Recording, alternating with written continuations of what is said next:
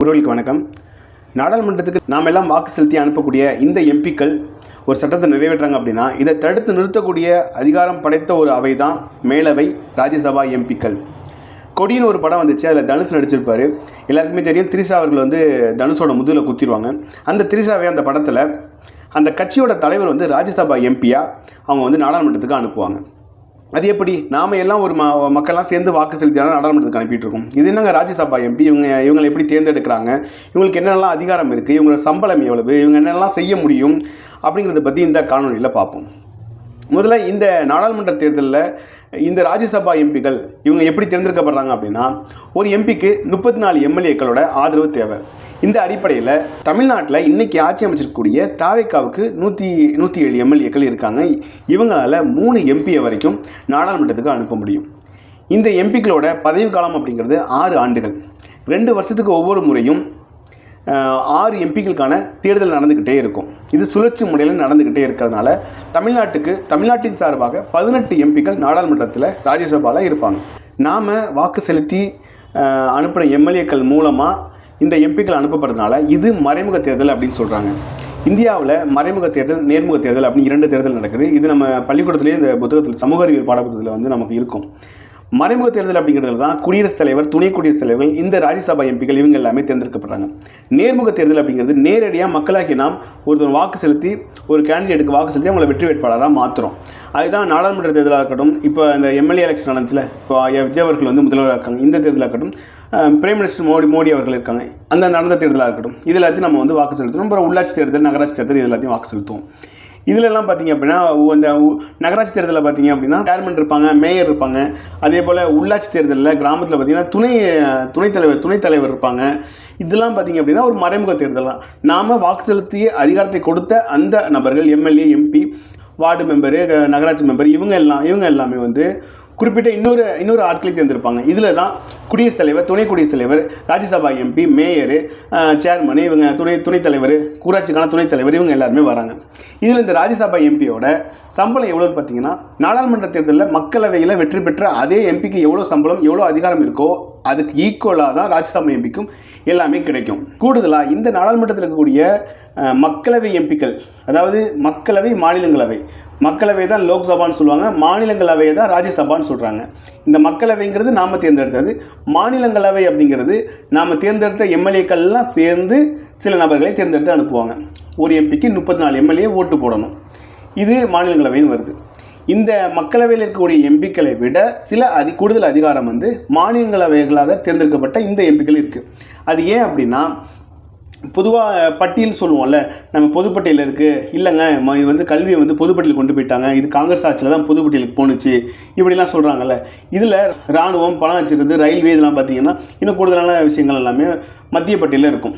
அதே போல் மாநில பட்டியலில் காவல்துறை, இந்த சிறை, இதெல்லாமே இருக்கும். இப்போ மாநில பட்டியலில் இருக்கக்கூடிய சில விஷயங்களில் மத்திய அரசால் கை வைக்க முடியாது, சட்டத்திருத்தத்தை கொண்டு வர முடியாது.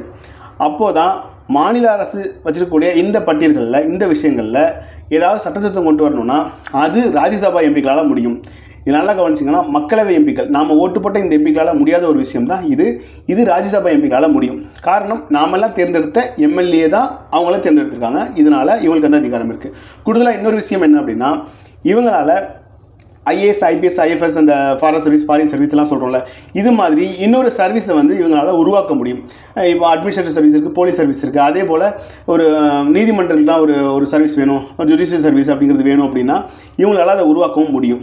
இப்படியான அதிகாரங்கள் அவங்களுக்கு இருக்குது. சம்பளம் பொறுத்த வரைக்கும் 2 பேருக்குமே 1 லட்ச ரூபா சம்பளம் தான். 2 பேருக்குமே அலவன்ஸை பொறுத்த வரைக்கும் 60,000 ரூபா ஆஃபீஸ் அலவன்ஸ், 70,000 ரூபா இன்னொரு அலவன்ஸ் வரும். அப்புறம் டெய்லி அலவன்ஸ் 2,000 ரூபா வரும். அப்புறம் விமானத்தை பொறுத்த வரைக்கும் 34 தடவை இவங்க விமானத்தில் இலவசமாக போய்க்கலாம், ரயில் பயணம் இலவசமாக செஞ்சுக்கலாம், ஏசி கம்பார்ட்மெண்ட்டில் இலவசமாக போய்க்கலாம். இது மாதிரியான பல சலுகைகள் அவங்களுக்கு உண்டு. இந்த அதிகாரம்லாம் இந்த மாதிரி சலுகைகள்லாம் அவங்களுக்கு உண்டு. அதோட முக்கியமாக குடியரசுத் தலைவரை தேர்ந்தெடுக்கிறதுல இவங்களோட பங்குமே இருக்குது. எப்படி மக்களவை எம்பிக்களால் குடியரசுத் தேர்ந்தெடுக்கப்படுறாங்களோ அதே போல் ராஜ்யசபா எம்பிக்களும் வாக்கு செலுத்தணும். ராஜ்யசபா எம்பி மட்டும் இல்லை, எம்எல்ஏவும் வாக்கு செலுத்தணும். இது பாயிண்ட்ஸில் சில வித்தியாசம் இருக்குது. எம்பிக்களை பொறுத்த வரைக்கும் இந்த ராஜ்யசபா, லோக்சபா 2 எம்பிக்களுக்குமே ஒரே பாயிண்ட்ஸ் தான், 700 பாயிண்ட்ஸ். எம்எல்ஏவுக்கு 176 பாயிண்ட்ஸ். இந்த பாயிண்ட்ஸ் எந்த அடிப்படையில் வேரியேஷன் ஆகுது அப்படின்னா, மக்கள் தொகை அடிப்படையில் இது வேரியேஷன் ஆகுது. 1971 கணக்கெடுப்பின்படி தமிழ்நாட்டோட மக்கள் தொகை பார்த்திங்கன்னா 4 கோடி. இந்த 4 கோடியை வந்து 234 டிவைட் பண்ணால் ஒரு எம்எல்ஏவுக்கு 176 பாயிண்ட் வரைக்கும் வருது. ஸோ இந்த அடிப்படையில் தான் ஒரு எம்எல்ஏவுக்கு 176 பாயிண்ட் கொடுக்குறாங்க. இது பார்த்திங்கன்னா நம்ம சரியாக அதில் எடுத்தோம் அப்படின்னா 50% வாக்கு வந்து எம்பிக்களுக்கும் 50% வாக்கு வந்து எம்எல்ஏக்களுக்கும் இந்த பாயிண்ட்ஸ் அடிப்படையில் இது அப்படியே 50-50 பிரியும். இல்லை பெரும்பான்மை வரக்கூடியவர் வந்து குடியரசுத் தலைவராக தேர்ந்தெடுக்கப்படுறாங்க. அதே போல் தான் துணை குடியரசுத் தலைவரும் தேர்ந்தெடுக்கப்படுறாங்க. இந்த துணை குடியரசுத் தலைவர் தான் ராஜ்யசபாவோட தலைவராக அவர் இருக்கார். ராஜ்யசபா எம்பியாக இருக்கக்கூடிய இவர்கள் மக்களவை எம்பியை போல் மினிஸ்டராகவோ பிரைம் மினிஸ்டரோ ஆக முடியுமா அப்படின்னா மினிஸ்டர் ஆக முடியுங்கிறது இப்போ இருக்கக்கூடிய எல்லாருக்குமே தெரியும். ஏன்னா நிதியமைச்சர் இருக்கக்கூடிய நிர்மலா சீதாராமன் அவர்கள் ஒரு ராஜ்யசபா எம்பியாக இருந்து தான் மினிஸ்டர் ஆகிருக்காங்க. அதே போல் வெளியுறவுத்துறை அமைச்சர் இருக்கக்கூடிய ஜெய்சங்கர் அவர்களும் ராஜ்யசபா எம்பியாக தான் இருந்து மினிஸ்டர் ஆகிருக்காங்க. இப்படி தேர்ந்தெடுக்கப்பட்ட எம்பிக்கள் அந்த மாநிலத்திலிருந்து எம்எல்ஏக்கள் தேர்ந்தெடுக்கப்படணுமா அப்படின்னா அப்படிலாம் இல்லை. ஏன்னா நிர்மலா சீதாராமன் அவர்களாக இருக்கட்டும், ஜெய்சங்கர் அவர்களாக இருக்கட்டும், இவங்க எல்லாருமே தமிழ்நாட்டின் மாநிலத்தின் சார்பாக போனாங்களா அப்படின்னா அப்படிலாம் இல்லை. தமிழ்நாட்டை சேர்ந்தவர்கள் தான். ஆனால் வேறு மாநிலத்தில் இருக்கக்கூடிய எம்எல்ஏக்களோட ஆதரவு பெற்று அவங்க வந்து எம்பியாக இருக்காங்க. ஒரு எம்பிக்கு 34 எம்எல்ஏ இருந்தால் போதும், அது எங்கேருந்து வேணாலும் அந்த ஆதரவு கொடுக்கலாம். இப்படி தான் சட்டத்தில் இருக்குது. இதுதான் நாம் தமிழர் கட்சி வந்து ஒரு கேள்வியை எழுப்புவாங்க. மக்களாகிய நாங்கள் ஒரு எம்பியை தேர்ந்தெடுத்து அனுப்புகிறோம், ஆனால் ராஜ்யசபா எம்பி அப்படி தேர்ந்தெடுக்கப்படுறதில்ல, மறைமுகமாக தான் தேர்ந்தெடுக்கப்படுறாங்க. இவங்களுக்கு ஒரு மிகப்பெரிய அதிகாரமான ஒரு மினிஸ்டர் போஸ்டிங்கிறது கொடுக்கக்கூடாது அப்படிங்கிறது நாம் தமிழர் கூட ஒரு கோரிக்கையாக இருக்குது. அவங்க பல மாற்று திட்டங்கள்லாம் அவங்க முன் வச்சு தான் இருக்காங்க. அதில் இதுவும் ஒன்று. இந்த ராஜ்யசபா எம்பியால் மினிஸ்டர் மட்டும் இல்லை, பிரைம் மினிஸ்டரும் ஆக முடியும். முதலாக இந்திரா காந்தி அவர்கள் ராஜ்யசபா எம்பியாக இருந்து தான் பிரைம் மினிஸ்டராக ஆனாங்க. அதே போல் மன்மோகன் சிங்காக இருக்கட்டும், தேவகவுடாவாக இருக்கட்டும், இவங்க எல்லாமே ராஜ்யசபா எம்பியாக இருந்து தான் பிரைம் மினிஸ்டராக ஆனாங்க. இதில் இன்னொரு விஷயம் என்னென்னா, ராஜ்யசபா எம்பியாக இருந்து பிரைம் மினிஸ்டராக ஆன இவங்களால் மக்களால் தேர்ந்தெடுக்கப்பட்டு உருவாக்கப்பட்ட இந்த மக்களவை எம்பிக்களோட இதை வந்து கலைக்க முடியும், கலைச்சிட்டு மறுதேர்தல் வைக்க முடியும். ஆனால் இந்த ராஜ்யசபா மூலமாக போன பிரைம் மினிஸ்டரால் கூட ராஜ்யசபா அவையை வந்து கலைக்க முடியாது. ராஜ்யசபா அவைங்கிறது ஒரு நிரந்தர அவை, இது என்றைக்குமே வந்து கலைக்க முடியாத ஒரு அவையாக தான் இருக்குது. காரணம் வந்துட்டு ஒரு எமர்ஜென்சி வருது, இல்லை ஏதோ ஒரு போர் வருது, அந்த சூழலில் மக்களவையானது கலைக்கப்பட்டிருக்கும். அப்போது ஏதோ ஒரு சட்டம் இயற்றப்படணும் அப்படின்னா மக்களோட பிரதிநிதியாக சில பேரோட ஆதரவு தேவை. அப்படிங்கிற பட்சத்தில் இந்த நிரந்தர அவை அது எப்பயுமே இருக்கும். அப்போ அந்த இடத்துல வாக்கெடுப்பு நடத்துவாங்க. அது ஒரு முக்கியமான விஷயமா இருக்குது. இந்த ராஜ்யசபா எம்பிக்களால் நிதி விஷயத்தில் தலையிட முடியாது, இவங்களால் எதிர்த்து வாக்களித்து அதை நிராகரிக்க முடியாது. அதை தவிர மற்ற எல்லா சட்டத்துலேயுமே இவங்களோட ஆதரவும் தேவை. இவங்க பெரும்பான்மையாக அதில் வாக்கு செலுத்தினால்தான் அந்த சட்டம் நிறைவேற்றப்படும். இந்த ராஜ்யசபா எம்பிக்கள் மட்டும் கிடையாது. இதே போல் 12 பேரை குடியரசுத் தலைவரால் நேரடியாக ராஜ்யசபா எம்பிக்களாக தேர்ந்தெடுக்க முடியும்.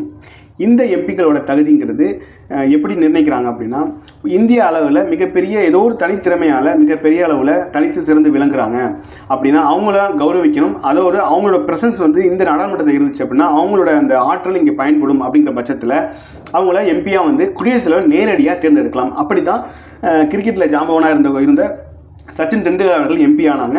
இசைஞானி இளையராஜா அவர்களும் எம்பியாக நாடாளுமன்றத்துக்கு போனாங்க. இந்த மாதிரியான சட்ட விஷயங்கள்லாம் இதில் இருக்குது. குடியரசுத் தலைவரால் இந்த 12 பேரை தேர்ந்தெடுக்க முடியும். ஆனால் குடியரசுத் தலைவர் தேர்ந்தெடுக்கக்கூடிய தேர்தலில் இந்த 12 பேர் பங்கெடுக்க முடியாது. நேரடியாக குடியரசுத் தலைவர் தேர்ந்தெடுக்கப்பட்ட இவர்களால் அவங்களுக்கு வாக்கு செலுத்த முடியாது. மற்ற எம்பிக்கள் எம்எல்ஏக்கள் எல்லாம் சேர்ந்து தான் குடியரசுத் தலைவர் தேர்ந்தெடுப்பாங்க.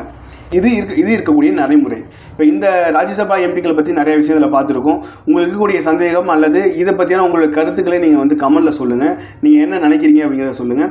இன்னொன்று, நாம் பொதுவான ஆட்கள்லாம் ராஜ்யசபா எம்பி ஆக முடியுமா? ஏன்னா தேர்தலாம் நிற்க தேவையில்லையே, நம்ம பணம் செலவு பண்ண தேவையில்லையே. ஒரு வாட்டி நிர்மலா சீதாராமன் கூட சொல்லியிருப்பாங்க, என்னால் வந்து இந்த தேர்தல் நின்று பணம்லாம் செலவு பண்ணி இவங்களெல்லாம் போட்டி போட முடியாது, நான் நிற்கிறது இல்லைங்க அப்படின்னு சொல்லி அவங்க சொல்லுவாங்க. அதுபோல் நம்மள்கிட்ட வந்து இந்த மாதிரியான வாய்ப்புகள்லாம் இல்லை, நம்ம வந்து ஒரு எம்பி ஆகிட முடியுமா அப்படின்னா, இங்கே பொதுவாக எப்படின்னா 134 எம்எல்ஏவோட ஆதரவு இருக்கணும். அப்போது நீங்கள் ஒரு கட்சியில் முக்கியமான ஒரு ஆளாக இருக்கணும். அந்த கட்சி அதிகமான எம்எல்ஏக்களை பெற்ற ஒரு கட்சியாக இருக்கணும். அப்படித்தான் தேமுதிகவுக்கு ஒரு எம்பி இப்போ கிடச்சாங்க.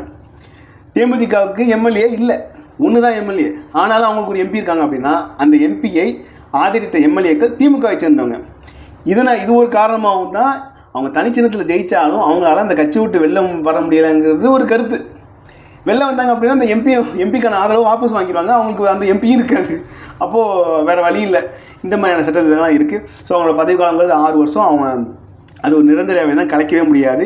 இன்னொன்று அப்படின்னா, இவங்க ஒருவேளை அவங்க அந்த ஒரு எம்பி மேலே மிகப்பெரிய குற்ற வழக்கு இருக்குது, ஒரு 2 வருஷம் ஜெயிலுக்கு போகிற அளவுக்கு பெரிய குற்றம் ஏதோ பண்ணியிருக்காரு அப்படின்னா அவரோட பதவியை பறிச்சிருவாங்க. சும்மா தேவையில்லாமலாம் ஒரு பதவியெல்லாம் பறிக்க மாட்டாங்க. முக்கியமாக யாரோ ஒரு ஆள் இறந்துட்டாங்க அப்படின்னா இடைத்தேர்தல் வரும், அவராக விலகுறாரு அப்படின்னா இடைத்தேர்தல் வரும். மற்றபடி இவங்க விலகுறதுனால எந்த ஒரு பொருளாதார சிக்கலுமே வந்து மக்களுக்கு வரப்போதில்லை. ஏன்னா பெரிய நாலு முழுக்க ஒரு பெரிய தேர்தலில் ஒரு எலெக்ஷன் பரப்புரை அப்படின்னு நடக்க போகிறது கிடையாது. எம்எல்ஏக்கள் மட்டும் தான் வாக்கு செலுத்த போகிறாங்க. அதனால் பெரிய சிக்கல் வரப்போகிறது கிடையாது. அவங்க ராஜினாமாங்கிறது வேறு, மக்களவை எம்பிக்களோட ராஜினாமாங்கிறது வேறு. எனவே தான் மக்களவை எம்பிக்கள் ராஜினாமாங்கிறது மக்கள் எல்லாம் சேர்ந்து ஓட்டு போட வேண்டிய ஒரு தேவை இருக்கும். அந்த இடத்துல மிகப்பெரிய பொருளாதார செலவுமே இருக்கும். அப்போ அந்த எம்பிக்கள் ராஜினாமா பண்ணாங்கன்னா அங்கே வரக்கூடிய இடைத்தேர்தல் ஒரு மிகப்பெரிய பொருட்செலவை ஏற்படுத்தும். இதில் நாம் தமிழ் சொல்லியிருந்தாங்க, இப்படி ராஜினாமா பண்ணாங்க அப்படின்னா, அதாவது மக்களவை எம்பிக்கள் ராஜினாமா பண்ணாங்கன்னா அங்கே வரக்கூடிய இடைத்தேர்தலுக்கு அவங்க தான் பொறுப்பேற்கணும். அந்த இல்லைனா அடுத்த 2வது வந்த நபருக்கு வந்து வெற்றி வேட்பாளராக அறிவிக்கணும். இந்த விஷயங்கள்லாம் அவங்க சொல்லியிருந்தாங்க. இப்போ கடந்த ஒரு காணொலியில் பார்த்துருந்தோம் இதெல்லாம். ஸோ இதை பற்றியான உங்களோட கருத்துக்களை நீங்கள் வந்து கமெண்ட்டில் சொல்லுங்கள். இந்த ராஜ்யசபா எம்பியை பற்றி நீங்கள் என்ன நினைக்கிறீங்க, இவங்களுக்கு இப்படியான அதிகாரங்களுக்கு இதை பற்றி நீங்கள் என்ன நினைக்கிறீங்க அப்படிங்கிறத உங்கள் கருத்தில் சொல்லுங்கள். இதை பற்றி உங்களுக்கு முன்னாடி தெரியுமா அப்படிங்கிறதையுமே சொல்லுங்கள். வேறு ஏதாவது இதில் மிஸ் பண்ணியிருந்தால் அதையுமே சொல்லுங்கள். நன்றி.